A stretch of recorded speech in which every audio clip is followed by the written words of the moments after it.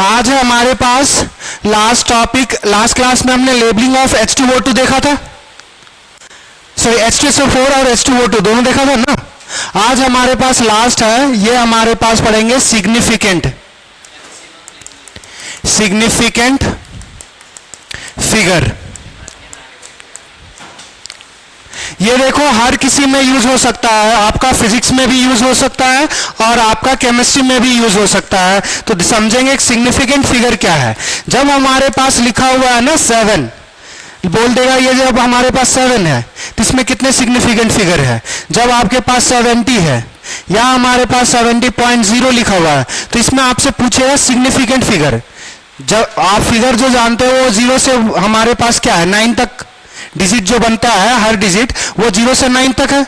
उसमें हमारे पास कितने नंबर्स जो है वो सिग्निफिकेंट होंगे, वो चीज समझना है कि सिग्निफिकेंट हमारे पास क्या होगा। तो सबसे पहला हम लोग समझेंगे कि how to find out significant figure. Significant figure करने का मतलब सीधा एक चीज है कि अगर हमारे पास जो नंबर लिखा हुआ है उसमें कितना हमारे कौन से नंबर हमारे पास फिर यूजफुल है। क्लियर? जो नंबर हमारे पास कुछ इंडिकेट करेगा या हमारे पास कोई जो क्या बोल सकते हैं एक नंबर लिखा रहेगा और उसमें आपको आइडेंटिफाई करना है कितने सिग्निफिकेंट फिगर होंगे। To determine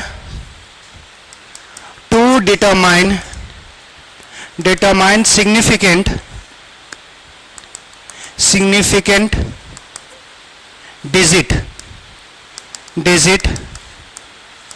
we have to follow flowing rules।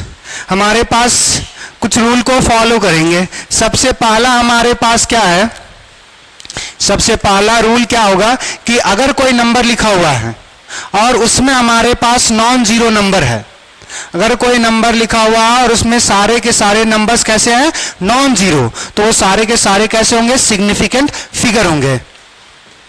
If number if non zero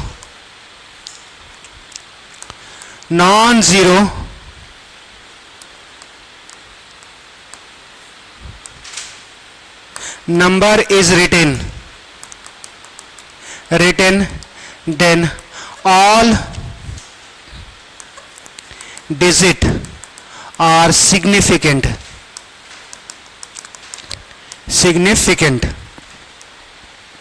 इस चीज को समझना, जैसे अगर हमारे पास 7 8 6 4 3 ये लिखा हुआ है, ये हमारे पास क्या है एक नंबर है, ये हमारे पास नंबर है। अब इधर हमारे पास यहां पे लिखा होगा सिग्निफिकेंट फिगर, ये कितने हमारे पास सिग्निफिकेंट फिगर है। अब यहां से देखो ये सारे कैसे हैं नॉन जीरो। हमने क्या लिखा कि कोई अगर नंबर लिखा हुआ जिसमें हमारे पास सारे कैसे हो नॉन जीरो, तो वो सारे कैसे होंगे हमारे पास सिग्निफिकेंट। इसमें कितने नंबर है 1 2 3 4 5, तो इसमें कितने सिग्निफिकेंट फिगर आ जाएंगे 5।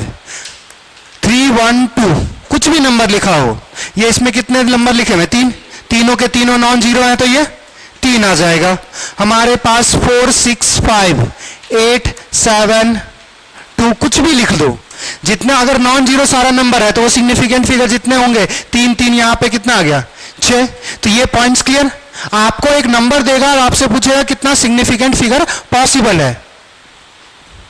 ये आज चमत्कार कैसे हो रहा है, दोनों इसी चल रहा है। दो हमको पिछले साल याद है, ये किसी दिन चला था 1-2 दिन। वाह, चलो दूसरा ऑप्शन सर, दूसरा रूल क्या है, अगर हमारे पास जीरो अगर आ जाए और वो in between non zero numbers के बीच लिखा हो, मतलब 1 से 9 तक का कोई नंबर और बीच में क्या आ जाए जीरो आ जाए, अगर बीच में जीरो आ जाएगा तो जीरो को कंसिडर किया जाएगा as a significant figure. If zero is come in between 2 non zero number, then zero is considered as significant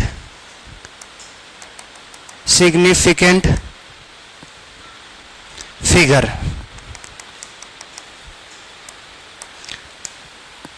हमारे पास यहां पे फिर से क्या लिख रहे हैं, नंबर। हमारे पास दूसरा सिग्निफिकेंट फिगर। जैसे अगर 1001 है तो ये जीरो हमारे पास क्या आ रहा है, दो नॉन जीरो के बीच आ रहा है। अगर दो नॉन जीरो के बीच आ रहा है तो मतलब ये जीरो क्या होगा, सिग्निफिकेंट। तो इसमें कितने नंबर्स हो जाएंगे, 1 2 3 4। 101 लिखा हुआ तो इसमें कितने आ जाएंगे, 3। हमारे पास कुछ भी लिख लो, हमारे पास 8 7 6 4 0 2 0 3 0 1। तो ये जीरो जो है वो हमारे पास नॉन जीरो नंबर के बीच आ रहा है। बार बार पूछ रहा भाई, नॉन जीरो के बीच अगर हमारे पास आ रहा है तो ये जितना भी हमारे पास जीरो होगा वो सिग्निफिकेंट होगा। 1 2 3 4 5 6 7 8 9 10। तो इसमें 10 आ जाएगा। लिख लीजिए इतना पहले।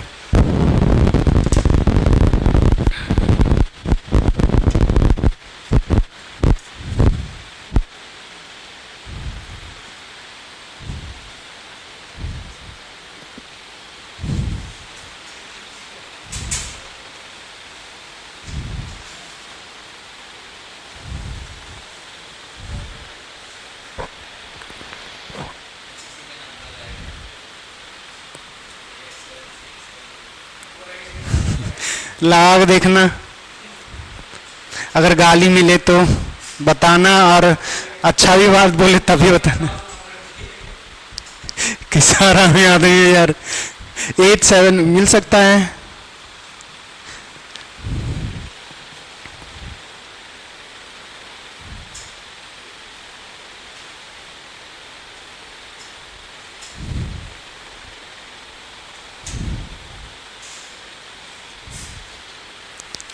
हो गया।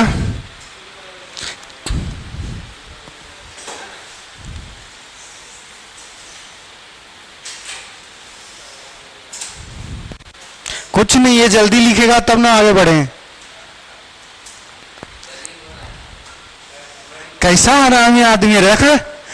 डर नहीं लगता? हाँ, बिल तो फाड़ना दूसरे के नाम पे। अरे क्लास चल रहा है, समझ नहीं आ रहा तुम लोगों को?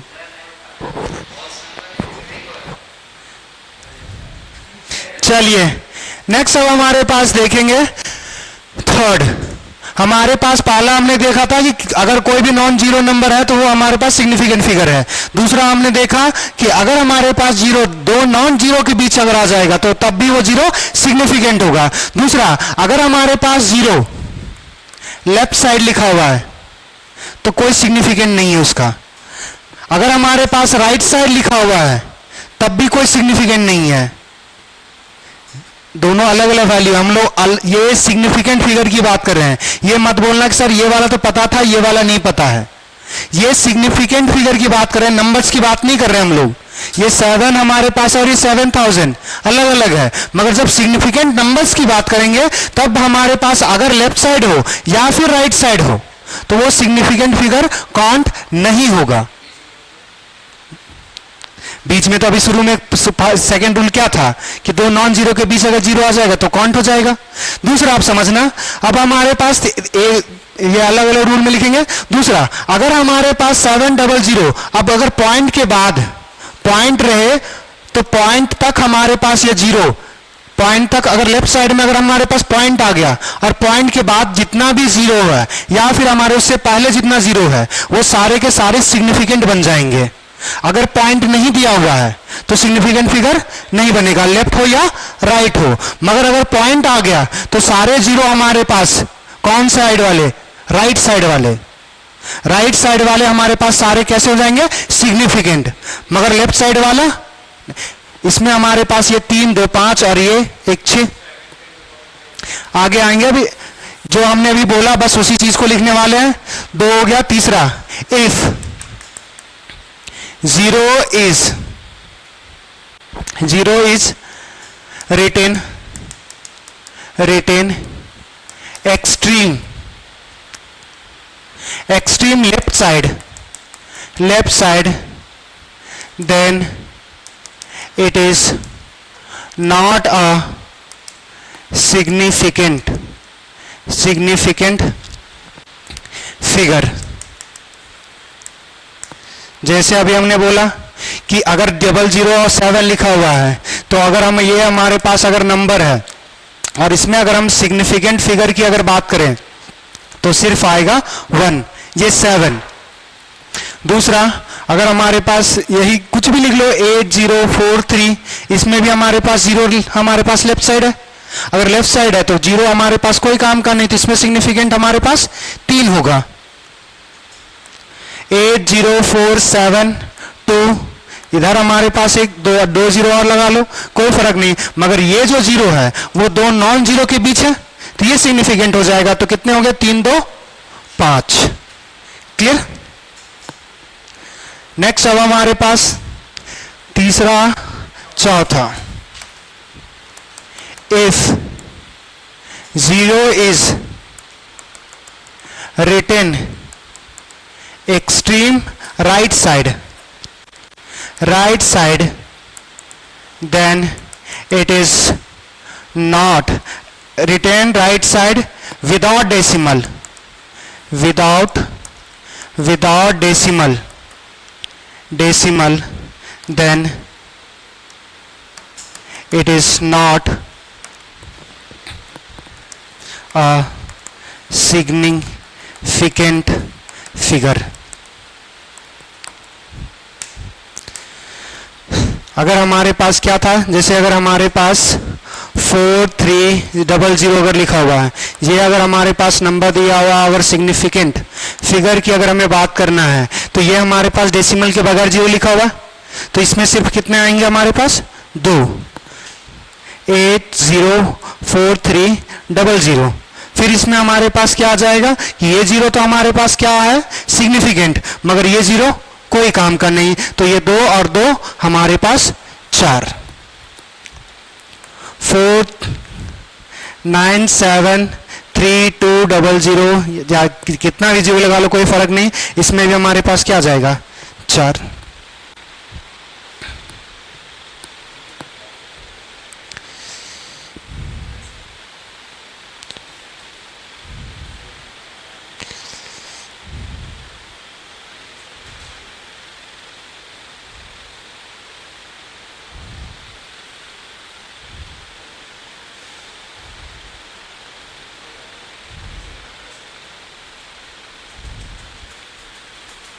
हो गया फोर्थ हमारे पास। अब नेक्स्ट देखेंगे फिफ्थ। फिफ्थ क्या है, जो अभी हमने कुछ देर पहले बता किया था, अगर हमारे पास राइट साइड में अगर डेसिमल आ जाएगा और राइट साइड में अगर हमारे पास 0 प्रेजेंट है, तो वो सारे कैसे कंसिडर किया जाएंगे? Significant. If 0 is written right side with decimal, then it is consider as significant figure।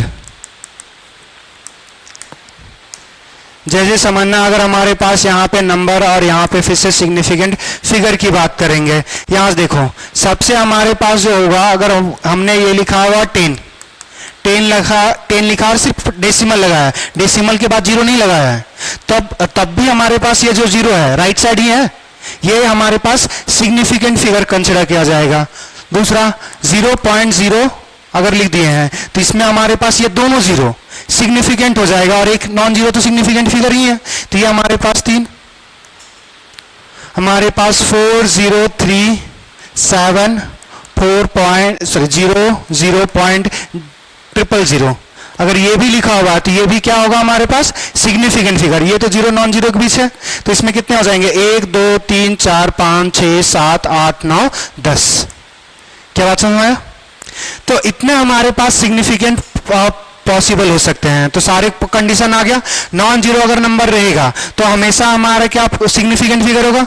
Zero अगर लेफ्ट साइड हो या राइट साइड हो विदाउट डेसिमल, वो सिग्निफिकेंट फिगर नहीं है। अगर जीरो इन बिटवीन अगर नॉन जीरो के बीच आ गया तो वो फिर सिग्निफिकेंट है। अगर जीरो हमारे पास डेसिमल के साथ अगर आ गया तो वो फिर सिग्निफिकेंट आ गया। क्या लेफ्ट साइड हो या राइट साइड हो विदाउट डेसिमल, अगर लेफ्ट साइड भी हो और राइट साइड भी हो तो वो सिग्निफिकेंट फिगर नहीं होगा। यही देखो हमारे पास, ये हमारे पास क्या था, हमारे पास राइट साइड, ये लेफ्ट साइड। अगर ये दोनों में डेसिमल नहीं है, इसमें सिर्फ डेसिमल की बात करेंगे, इसमें डेसिमल की बात नहीं करेंगे। जैसे अगर हमने कोई नंबर लिखा 00743.00, अब इसमें अगर सिग्निफिकेंट की बात करेंगे ये अभी भी काउंट नहीं होगा। ये हमारे पास 3 और 2 5। क्लियर। अब हमारे पास ये सिग्निफिकेंट फिगर को हम लोग आइडेंटिफाई करना सीख गए। इतने ही रूल्स होते हैं और इतनी ही पॉसिबिलिटी बन सकती है। जो हमारे पास सुई अटका था वो जीरो के लिए अटका था, तो जीरो का ही कंडीशन देख लेंगे। बाकी बात तो सारे नंबर क्या है, सिग्निफिकेंट। अगर बाकी बात सारे नंबर सिग्निफिकेंट है तो बस जीरो को देखना है। जीरो लेफ्ट, अगर हमारे पास लेफ्ट साइड हो, कुछ भी हो, वो हमेशा एक्सट्रीम लेफ्ट साइड पे हो, कोई वैल्यू नहीं करेगा। राइट साइड हो तो फिर देखेंगे डेसिमल है कि या डेसिमल नहीं है। डेसिमल है तो फिर हमारे पास जीरो सिग्निफिकेंट फिगर होगा, अगर डेसिमल नहीं है तो जीरो हमारे पास सिग्निफिकेंट नहीं होगा। दूसरा, हमारे पास जीरो अगर दो नंबर्स के बीच में आ जाए, नॉन जीरो के बीच में आ जाए, तो वो फिर सिग्निफिकेंट हो जाएगा। यही पॉसिबिलिटी बन सकता है। तो अगर मैं यहां से कोई भी अच्छा नहीं, एक और हमारे पास बचा हुआ है, 5 हो गया, 6। अगर हमारे पास कोई नंबर साइंटिफिक नोटेशन में लिखा हुआ है, साइंटिफिक नोटेशन में लिखा हुआ है, तो जो एक्सपोनेंट पार्ट होता है, एक्सपोनेंट पार्ट मतलब किसी के पावर में कोई टर्म्स लिखा हुआ रहना, तो जब एक्सपोनेंट पार्ट होता है तो उसका वैल्यू हमारे पास, जो उसका सिग्निफिकेंट वैल्यू होता है वो जीरो होता है। समझेंगे इस चीज को। इफ नंबर इज डिनोटेड इन, काहे इतना स्लो काम कर रहा है, if number is written in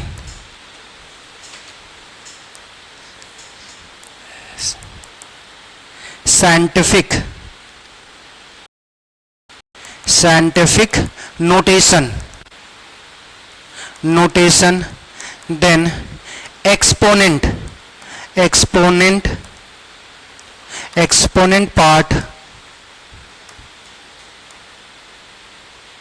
does not have any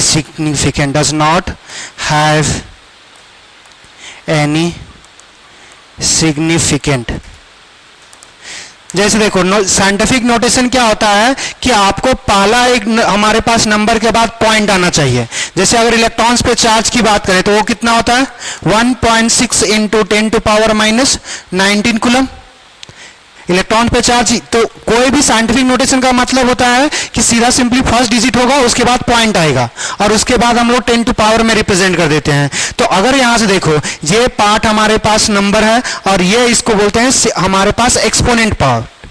तो जब भी किसी को अगर यहां पे हमारे पास 10 के पावर में है, अगर ई के पावर में भी लिखा रहता, कभी कैलकुलेटर यूज करते हो, अगर कोई नंबर्स डिवाइड नहीं होता तो कभी कभी लिख देगा ई के पावर में। तो कभी भी कुछ भी रहे हमारे पास ये एक्सपोनेंट पार्ट, ये इसको बोलेंगे हमारे पास एक्सपोनेंट पार्ट। और एक्सपोनेंट पार्ट का कोई भी हमारे पास सिग्निफिकेंस नहीं होगा, तो हमारे पास सिर्फ सिग्निफिकेंट कौन सा होगा, ये 1.6। तो इसमें जीरो है ही नहीं, तो इसमें हमारे पास अगर बात करेंगे सिग्निफिकेंट फिगर की तो सिर्फ कितना आएगा हमारे पास, 2। दूसरा, आपने अवगाड्रो नंबर याद किया था, वो होता था 6.022 इंटू 10⁻23। अब यहां से देखो क्या, इस पार्ट का एक्सपोनेंट पार्ट का कोई भी हमारे पास सिग्निफिकेंट नहीं होगा, सिर्फ हमारे पास ये आगे जो नंबर लिखा होता है ना उसका। तो यही लिख रहे हैं एक्सपोनेंट पार्ट का कोई भी हमारे पास नहीं है, तो सिर्फ ये हुआ 1.6। जब इसमें बात करेंगे तो इस पार्ट का फिर से कुछ लेना देना नहीं है। इसमें देखो जीरो हमारे पास आता है, 2 नॉन जीरो के बीच भी, तो हमारे पास यहां पे कितने आ जाएंगे, 4। अगर हम मास ऑफ इलेक्ट्रॉन्स की बात करें तो ये कितना आता है 9.1 इंटू 10⁻31 kg आता है। फिर से इस पार्ट का कोई सिग्निफिकेंस नहीं है, सिर्फ इतने पार्ट का होगा, तो इसमें हमारे पास कितना, बात समझ में आ गया। तो जब भी हमारे पास कोई नंबर्स लिखा रहेगा और पावर्स में लिखा हुआ है तो पावर वाले टर्म्स का कोई भी सिग्निफिकेंट नहीं होगा, वो भले काहे ने e टू पावर रहे, 10 के पावर की जगह e का पावर रहे, उसका कोई सिग्निफिकेंस नहीं होता है। नेक्स्ट एक लास्ट हमारे पास बचा हुआ है, अगर कोई नंबर्स का काउंटिंग है, जब हम फिजिकल क्वांटिटी को काउंट करते हैं, जैसे प्रोटॉन्स का नंबर की बात कर रहे हैं, इलेक्ट्रॉन्स के नंबर की बात कर रहे हैं, तो उसमें अगर आपसे पूछा, वो नंबर लिख के नहीं बोलेगा। जैसे अगर 10 पेन है, हमारे पास 10 पेन है, 10 बुक है, 10 फैन है, 10 एसी है, कुछ भी है, तो जब काउंटिंग की बात आएगा तो उसमें अगर आपसे सिग्निफिकेंट फिगर पूछेगा तो हमेशा होता है इनफाइनाइट। कुछ भी काउंट करे उसमें अगर पूछे कभी भी सिग्निफिकेंट फिगर, अगर वो फिजिकल काउंटिंग है तो उसमें सिग्निफिकेंट फिगर जो होगा वो इनफाइनाइट होगा। ये याद रखना, ये मोस्ट इंपॉर्टेंट है। बाकी ये तो सब कुछ नॉर्मल ही है, मगर वो वाला हमारे पास जो नॉर्मल काउंटिंग से नहीं है उसमें हमारे पास इनफाइनाइट आ जाता है। तो एक लास्ट पॉइंट बढ़ा ही देते हैं, हमारे पास 7th number, if number is counting of any physical quantities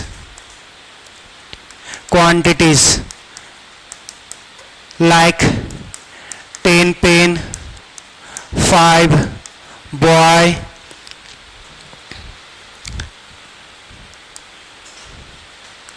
6 book etcetera, ये सारे कुछ भी हो, तो जब भी हमारे पास ऐसा कुछ काउंटिंग रहेगा तो उसके पास इनफाइनाइट सिग्निफिकेंट होगा। देन इट एक्वायर इनफाइनाइट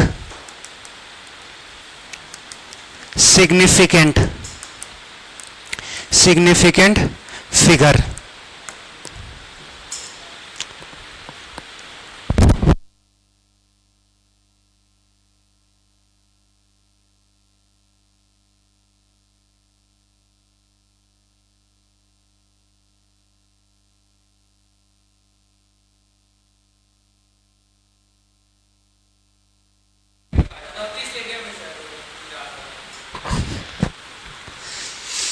चलो क्लियर।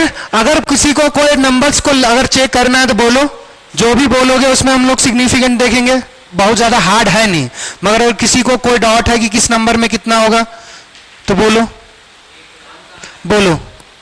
रैंडम ले ले हम। 700, अब हमारे पास 4.320। अगर हमारे पास ये नंबर लिखा हुआ है तो आपसे अगर हमसे पूछा हुआ एक सिग्निफिकेंट फिगर बताओ, कितने होंगे इस केस में? इधर 4 और इधर 7, तो ठीक तो 6 कैसे हो गए? अरे इधर 4 है और इधर हमारे पास 3। अरे 0 डेसिमल के साथ है ना, डेसिमल के बाद अगर 0 आ रहा है तो वो हमारे पास सिग्निफिकेंट होगा। तो ये हमारे पास आ गया 7। 0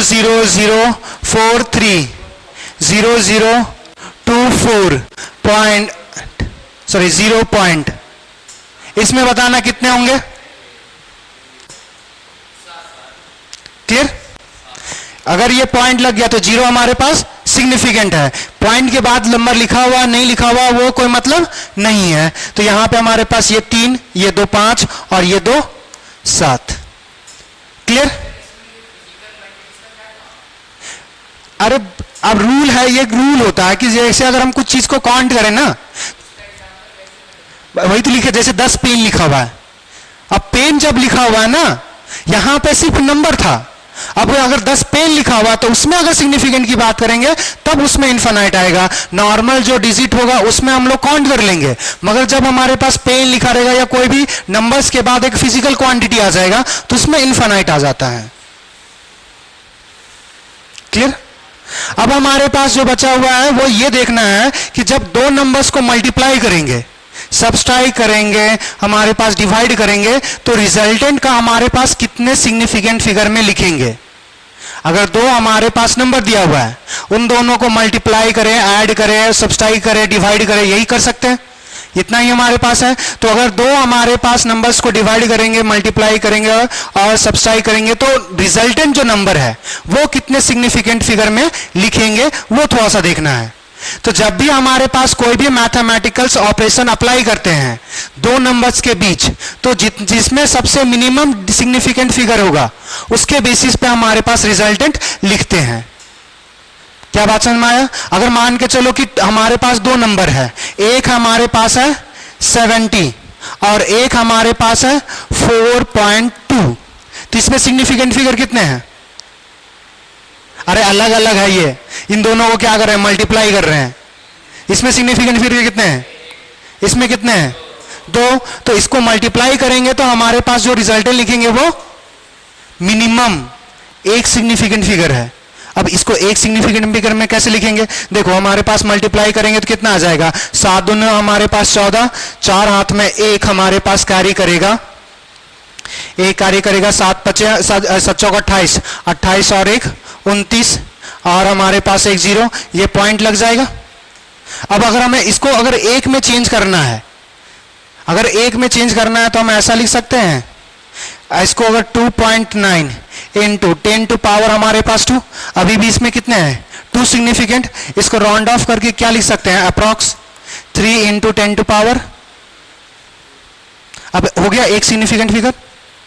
तो अगर हमारे पास कोई भी नंबर्स अगर कुछ भी लिखा रहेगा तो हमको ऐसे सॉल्व करना है कि जिस नंबर्स में हमारे पास जिस नंबर्स में हमारे पास मैथमेटिकल ऑपरेशन अप्लाई कर रहे हैं, कौन सा, एडिशन, सब्सट्रैक्शन, डिवीजन और मल्टीप्लिकेशन, अगर ये जो ऑपरेशन अप्लाई कर रहे हैं जिस नंबर पे, जिस नंबर में सबसे कम सिग्निफिकेंट फिगर होंगे उसके बेसिस पे हमारा आंसर होना चाहिए।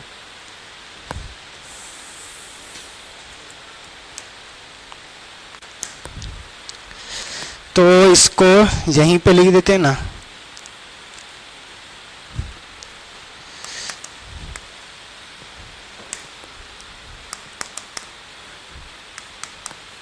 the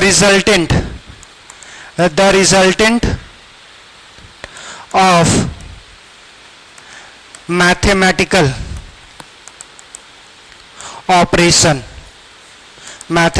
operation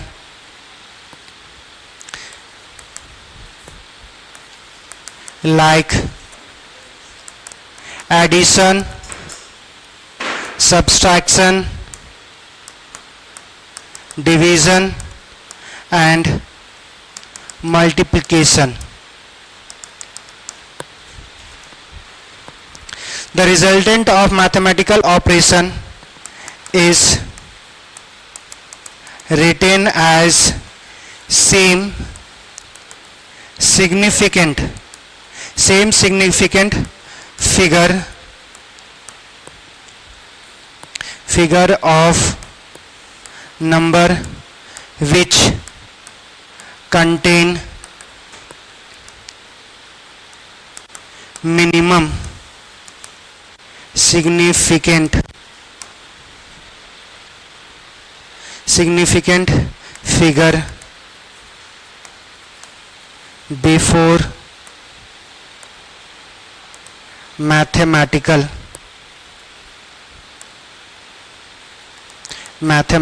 operation.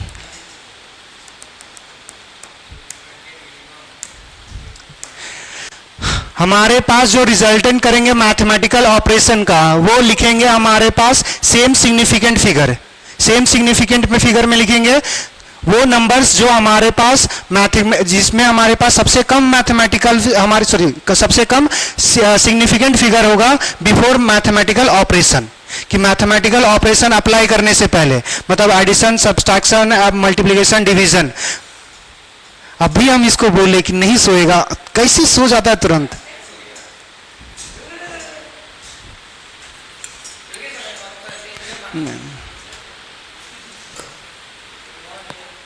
अरे इतना ज्यादा आदत से मजबूर ना हो।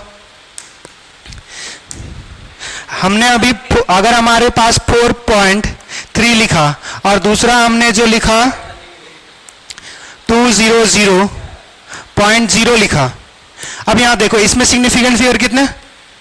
2। इसमें हमारे पास कितने? 4 है। तो आंसर जो आएगा वो किसके बेसिस पे देंगे? 2 के बेसिस पे। तो यहां से अगर मल्टीप्लाई करेंगे तो कितना हो जाएगा? 6, हमारे पास 8, 2 0 था और हमारे पास पॉइंट, रिजल्टेंट तो इतना आएगा, मगर हमें जो देना है आंसर वो किस में देना है? 2 सिग्निफिकेंट फिगर में। तो ये लिख सकते हैं 86 इंटू 10⁻²। अब हो गया हमारे पास इस एक्सपोनेंट पार्ट का, हमारे पास कोई भी हमारे पास सिग्निफिकेंस नहीं है, सिर्फ 86 का आ जाएगा।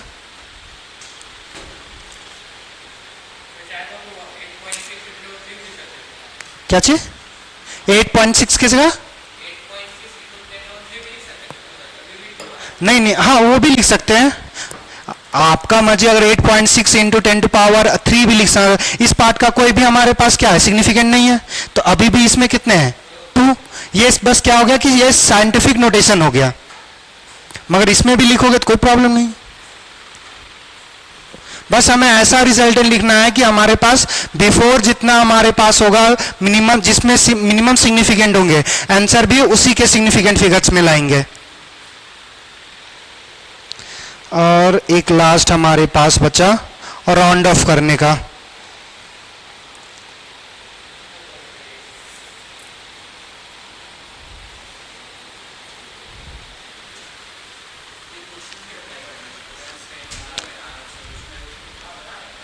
रूल्स है, देखो ये होता है, मगर वो ना जो तुमसे एनडीए जो क्वेश्चंस पूछेगा जनरली क्या होगा कि तुम्हारे पास ये जो हमें ये करना चाहिए था, मगर वो खुद पूछता है कि नेरेस्ट इंटीजर में राउंड ऑफ करके बोलो, या फिर ऐसो उसके ऐसो कोई 10⁻⁻² या 10⁻³ में पूछता है। बस ये रूल है, मालूम होना चाहिए। जनरली हमारे पास अगर तुम थ्योरेटिकली कहीं सॉल्व कर रहे हो, जैसे तुम 11 का पेपर दोगे, 12th का पेपर दोगे, तो उसमें ये ऐसा करना चाहिए। मगर हम लोग अगर ये कोई ये लिखा हुआ या ये लिखा हुआ तो कोई टीचर काट देगा नहीं, मगर रूल है कुछ लिखने का, तो वही हमारे पास है। और लास्ट हमारे पास बचा हुआ है राउंड ऑफ करने का। तो आपको पहले ही मालूम है, अगर 5 से हमारे पास ज्यादा होगा तो प्रोसीडिंग नंबर में 1 से इंक्रीज करवा देंगे। अगर हमारे पास 5 से कम होगा तो प्रोसीडिंग नंबर में कम नहीं करवाएंगे, सेम रहेगा, नो चेंज आ जाएगा। और अगर हमारे पास 5 है तो प्रोसीडिंग नंबर हमारे पास इवन है या ऑड है, इस बात पे डिपेंड कर जाएगा कि हमें ये नंबर सेम रहेगा या फिर हमारे पास 1 से इंक्रीज कर जाएगा। लिख लिया?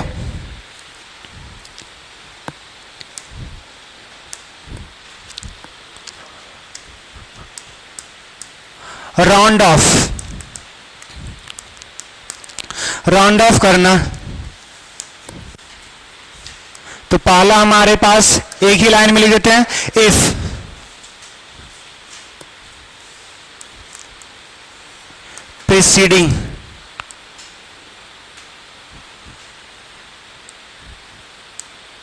preceding number is less than 5 and more than 5 then 8 इन पहला क्या लिखे थे? More than, less than 5 then 8 is then no change will occur, comma increase by unity मतलब 1 unity respectively। अगर हमारे पास लेस देन 5 होगा तो हमारे पास नो चेंज होगा, रिमेन सेम हो जाएगा। अगर हमारे पास क्या हो, एंड यहां लिख ही देते ना, एंड अगर हमारे पास मोर देन 5 होगा तो हमारे पास इंक्रीज कर जाएगा 1 से। जैसे अगर हमारे पास ये नंबर रहा 2.7, तो अगर इस नंबर पे राउंड ऑफ कर रहे हैं तो ये नंबर 5 से क्या है? ज्यादा, तो ये हमारे पास नंबर क्या बन जाएगा? 3। अगर वही सिस्टम फॉलो करोगे कि जितना हमारे पास पहले था, जितना सिग्निफिकेंट इजेड उसी में चेंज करना चाहोगे, पहले भी 2 था अभी भी 2 है। अगर हमारे पास 2.4 रहे, 2.4 रहे तो ये क्या आ जाएगा 2। इस कहने का मतलब है अगर ये पार्ट हमारे पास 5 से छोटा रहेगा तो कोई चेंजेस नहीं, 5 से अगर बड़ा आ जाएगा तो हमारे पास इंक्रीज कर जाएगा। 2.2 रहे या फिर हमारे पास 2.2 रहे या फिर 3 कर देते ना, यहाँ पे 2.2 रहे 2.1 रहे, इन सब का हमारे पास क्या राउंड ऑफ करेंगे, सबका वैल्यू 2 पर। और इधर हम लोग लिख सकते हैं कि 2 पॉइंट हमारे पास 8 रहे, 2.9 रहे, 2.6 रहे, इस सब का राउंड ऑफ जो होगा वो 3 आ जाएगा। अब जब हमारे पास 5 रहेगा तो 5 हमारे पास क्रिटिकल होगा। 5 के लिए हमारे पास क्या है कि प्रेसीडिंग नंबर हमारे पास इवन है या ऑड है। अगर इवन रहेगा तो कोई चेंजेस नहीं, अगर ऑड रहेगा तो 1 से इंक्रीज करवा देंगे। ये सबको पहले से मालूम था। जो 5 वाला है उसमें आपको बस प्रॉब्लम होगा, प्रॉब्लम क्या मतलब वो पहले हो सकता है कि आपने नहीं सुना होगा, इतना तो आपने सुना ही होगा। चलिए दूसरा, इफ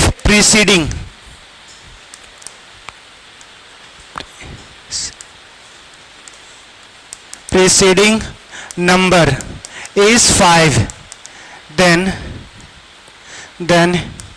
it depends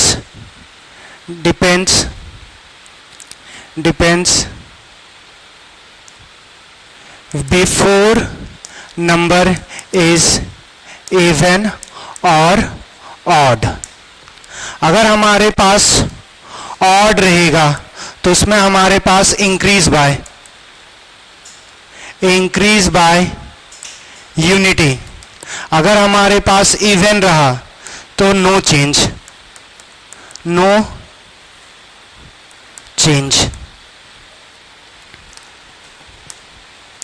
जैसे अगर हमारे पास 2.5 लिख दिए हैं तो ये हमारे पास कैसा है इवन, तो इवन में कोई चेंजेस नहीं, इसका आंसर आ जाएगा 2। अगर हमारे पास दूसरा नंबर रहा 3.5, अब ये नंबर कैसा हमारे पास ऑड, तो अगर ऑड है तो ये हमारे पास चेंज हो जाएगा 4 में। कोई भी ऐसा नंबर 4.5 लिखा हुआ है तो इसका मतलब ये आ जाएगा 4 में। अगर हमारे पास 5.5 है तो यहां पे अगर राउंड ऑफ करना चाह रहे हैं तो इसके आगे कौन सा है ऑड ही है, तो ये हमारे पास किस में आ जाएगा 6 में। इतना ही आपको पढ़ना था सिग्निफिकेंट। हाँ बोलो। हाँ तो इवन रहेगा तो कोई चेंज नहीं, तो 5 के आगे क्या है 4, इवन कोई चेंज नहीं, मतलब वो जो हमारे पास होगा वो इसमें राउंड ऑफ करेंगे तो वो 0 हो जाएगा। अच्छा सेम नो चेंज नहीं लिखेंगे, या फिर नो चेंज की जगह पे सेम लिखेंगे, सेम। बस वो क्या होगा जो 5 होगा वो 0 बन जाएगा, 3.5 का 4 बन जाएगा। ये क्या है हमारे पास इसके आगे ऑड, तो ऑड पे एक ऐड कर देंगे।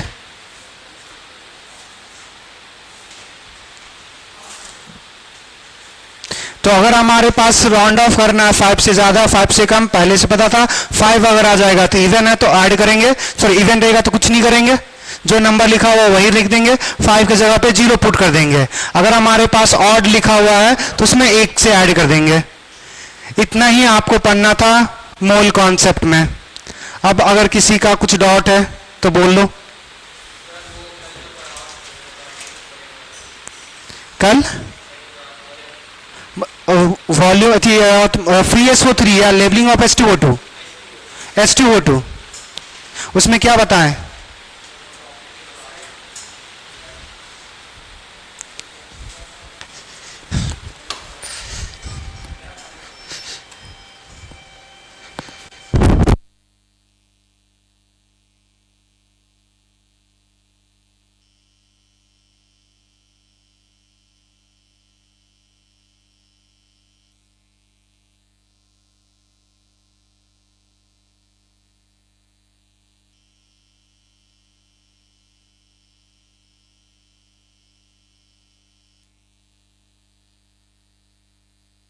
2 की बात करेंगे तो सिर्फ हमारे पास क्या है कि बॉटल में लेबलिंग अगर क्या रहेगा तो या तो उससे मोलाइटी निकालना है या मोलाइटी दिया हुआ है तो उस पर लेबलिंग क्या निकालेंगे। ओलियम क्या होता है, कितने लोगों को याद है ओलियम?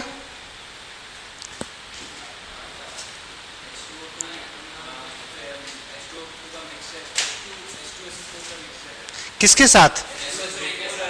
अगर H2SO4 है और हमारे पास SO3 है तो वही क्या है हमारे पास? ओलियम है। अब अगर हमारे पास ये किसी भी रेशियो में है वो हमेशा क्या कहलाएगा? ओलियम। मगर अगर हमारे पास 1:1 के रेशियो में लेंगे तो एक और कंपाउंड बनता है जिसका मॉलिक्यूलर फॉर्मूला है H2SO7। ये भी हमारे पास क्या है? ओलियम है। बस उसमें क्या है कि 1:1 के रेशियो में एग्जिस्ट कर रहा है। मगर हमारे पास इसमें अगर कोई भी रेशियो में हो तब भी ओलियम होगा। तो हमारे पास उस केस में क्या था कि अगर गौर से देखोगे तो हमारे पास जो H2SO4 का हमारे पास कभी भी कोई यूज करते हैं ना तो हम फ्रेशली प्रिपेयर बनाते हैं ताकि ऐसा वो कुछ किसी के साथ रिएक्शंस ना कर जाए या फिर हमारे पास जितना जरूरत है उसके हिसाब से हम ले। तो अगर हमारे पास ओलियम रहता है तो उसमें हम कितना पानी ऐड करें कि कितना हमारे पास H2SO4 बनेगा वो हमारे पास पता चलता है। तो हमारे पास जब ओलियम होगा तो इसमें हमारे पास क्या होगा? H2SO4 और हमारे पास SO3। अब इसमें हम लोग यहाँ सिंपली क्या करते हैं कि वाटर ऐड कर देते हैं। हम लोग अगर वाटर ऐड करते हैं तो वाटर ऐड करने से क्या होता है? ये चेंज हो जाता है हमारे पास H2SO4 में। अब देखो ये H2SO4 पहले भी रहा अभी भी है, इस पे कोई इंपैक्ट नहीं पड़ेगा। बस होता क्या है कि जो SO3 होगा SO3 जो होगा वो वाटर के साथ रिएक्शंस करके H2SO4 बनाएगा। तो अगर हमारे पास लेबलिंग दिया रहेगा तो हमें ये पता करना होता है कि उसमें कितना हमारे पास फ्री परसेंटेज जो होगा SO3 का कितना फ्री परसेंटेज होगा। तो हम लोग वहां से हमने लिखा था एक फॉर्मूला, याद करो कि SO3 क्या कर रहा है? वाटर के साथ रिएक्ट कर रहा है। वाटर के साथ रिएक्ट करके हमारे पास बन रहा था H2SO4। तो हमें अगर हमारे पास 18 ग्राम अगर हमारे पास पानी अगर ऐड कर रहे होंगे तो इसमें कितने में ऐड कर रहे होंगे? 80 ग्राम में। और हमारे पास जब भी H2SO4 का ओलियम का अगर हमारे पास ओलियम का कोई कंटेनर है, अगर वो कोई कंटेनर है तो उस पर हमारे पास परसेंटेज लिखा रहता है हमारे पास। और हमने बात किया था y की जगह पे कुछ भी परसेंटेज ले सकते हो, मतलब x कुछ भी नंबर्स हम y क्या रख रहे हैं? वेरिएबल्स। तो ये हमारे पास कुछ वेरिएबल्स होगा, वो क्या होगा? 100 से ज्यादा।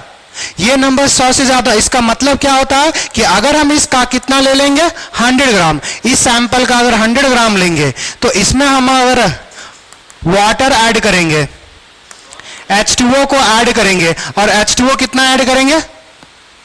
y-100 y-100 ग्राम अगर ऐड करेंगे तो हमारे पास y ग्राम हमारे पास क्या मिलेगा? H2SO4। कि अगर y परसेंटेज है तो अगर हम उसमें y-100 ग्राम अगर वाटर डालेंगे तब हमारे पास कितना जितना परसेंटेज लिखा हुआ ना उतना एग्जैक्ट वेट हमारे पास क्या मिलेगा? H2SO4। तो ये जो हमारे पास होता है तो ये जो H2SO4 मिल रहा है तो उसमें 2 H2SO4 है, एक तो पहले से कंटेनर में मौजूद है और दूसरा एक पानी जो ऐड करके हम दूसरा बना रहे हैं। तो उसमें ये जो रिएक्शन इसका अमाउंट जो डिपेंड कर रहा है वो जो नया जो बन रहा है वो डिपेंड किस पे कर रहा है? SO3 पे। तो SO3 पे डिपेंड कर जाता है। तो वहां पे पढ़ते हैं कि कितना उसके पास फ्री SO3 है जो वाटर के साथ कंबाइन नहीं किया होगा। तो वो फ्री SO3 का फॉर्मूला निकाल देते हैं। तो अगर हमारे पास यहां से 1 ग्राम का अगर निकालेंगे तो 1 ग्राम में कितना SO3 होगा? अगर 1 ग्राम पानी ऐड कर रहे होंगे तो हमारे पास 80/18। हम पानी कितना ऐड कर रहे हैं generally? y-।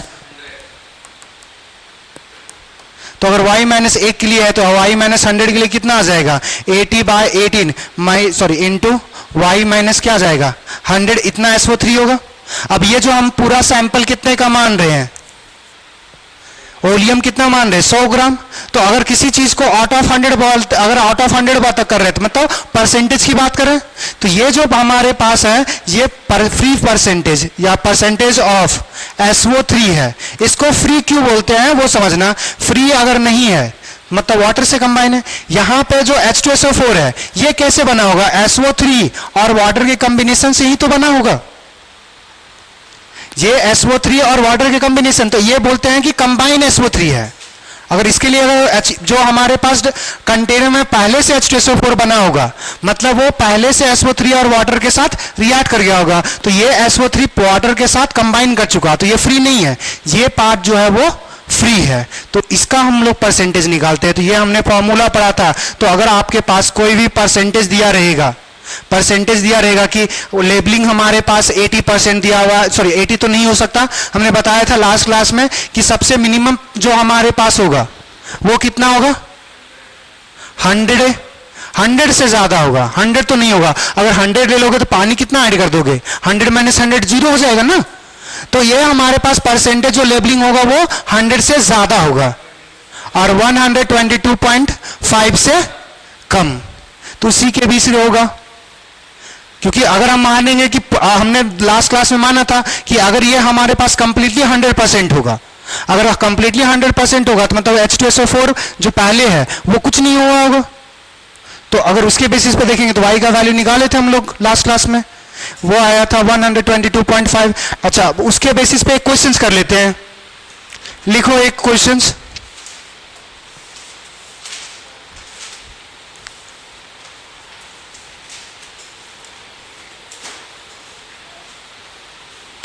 Calculate the percentage labeling of oleum.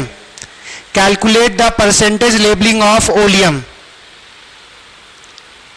Calculate the percentage labeling of oleum in which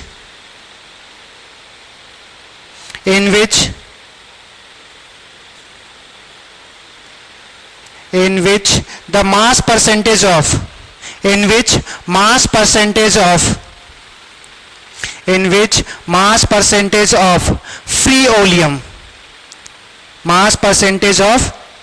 free oleum is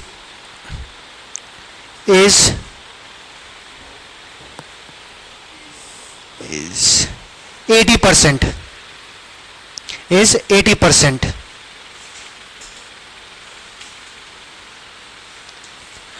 ये 80% हमारे पास लेबलिंग नहीं है, ये 80% क्या है? Free SO3। अगर फ्री SO3 80 है तो यहां से निकाल नहीं सकते, निकालिए तो। कि अगर हम 100 ग्राम लेंगे तो 80 ग्राम क्या होगा हमारे पास? ओलियम। तो अगर इसका वैल्यू दिया हुआ है 80 तो हमारे पास परसेंटेज कितना आ जाएगा? निकाल लिए।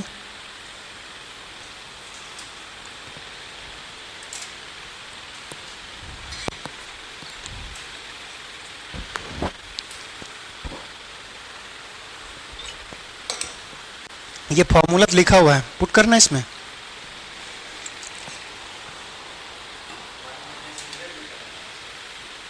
अरे y का वैल्यू निकालना है ना, परसेंटेज अगर लेबलिंग निकालना है तो y का वैल्यू निकालना है।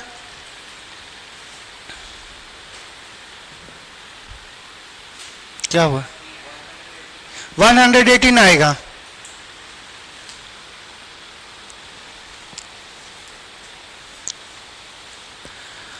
हमारे पास percentage free SO3 is equal to formula था 80/18 y माइनस हमारे पास 100।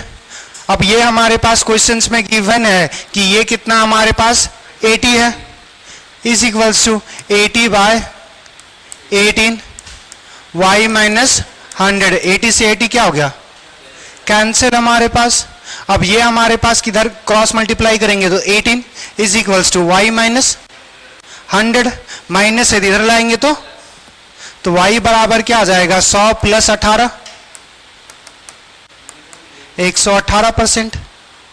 118% हमारे पास क्या होगा? ओलियम। अगर इसी चीज को अगर हम लिखना चाहेंगे तो देखना क्या कैसे लिख सकते हैं कि जो हमने लिखा था ना 100 ग्राम अगर लेंगे तो यहां से देखो, अगर हमारे पास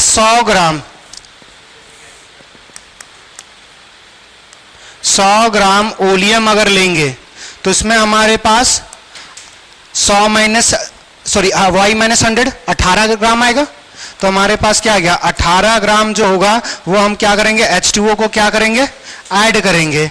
तो अब हमारे पास क्या बनेगा? 118 ग्राम हमारे पास H2SO4 विल फॉर्म। अगर इस चीज को चेक करना चाहते हो तो देखो हमारे पास कितना है, यहां से देखो। अच्छा लास्ट वाले क्वेश्चन से फिर से यहीं से देख ले। अगर हमारे पास SO3 और वाटर कंबाइन करेगा तो क्या बनेगा हमारे पास H2SO4। SO3 कितना है 80, तो हमारे पास और वाटर कितना ऐड कर रहे हैं 18, तो हमारे पास ये जो बनेगा वो क्या बनेगा 98। एकक तो मोल का ही तो लिखा हुआ है। अब यहां से देखो ये कितना बना 98, इससे पहले भी तो था हमारे पास H2SO4। अगर 80 हमारे पास था SO3 तो बचा हुआ क्या होगा H2SO4, तो 20 हमारे पास क्या होगा 20 ग्राम H2SO4 पहले से कंटेनर में होगा, और ये हमने 18 ग्राम पानी मिलाकर के 98 फॉर्म किया। तो अगर हमारे पास टोटल H2SO4 की बात करेंगे तो ये क्या होगा हमारे पास H2SO4 in oleum plus H2SO4 form by adding water. तो पहले से कंटेनर में कितना था हमारे पास 20, हमने बनाया और कितना 98 118, और अगर स्टेटमेंट के बेसिस पे भी देखेंगे तो 118 आ जाएगा। अरे टोटल हम लोग कितना कंसीडर कर रहे हैं ओलियम हमेशा 100, तो 100 में अगर हम बोल रहे हैं कि SO3 हमारे पास क्या होगा 80, तो ओलियम क्या है SO3 और हमारे पास H2SO4, तो SO3 80 है तो बचा क्या H2SO4, तो वो 20 है। तो कंटेनर में पहले से हमारे पास था ओलियम में 20 और ये हमने बनाया 98, ऐड करेंगे तो 118 आ जाएगा। क्लियर?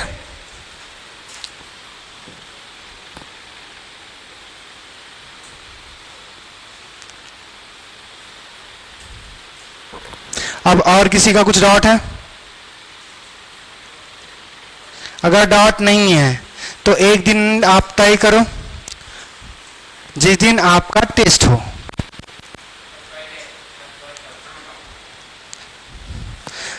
तो जेई की बात बताना बाबू।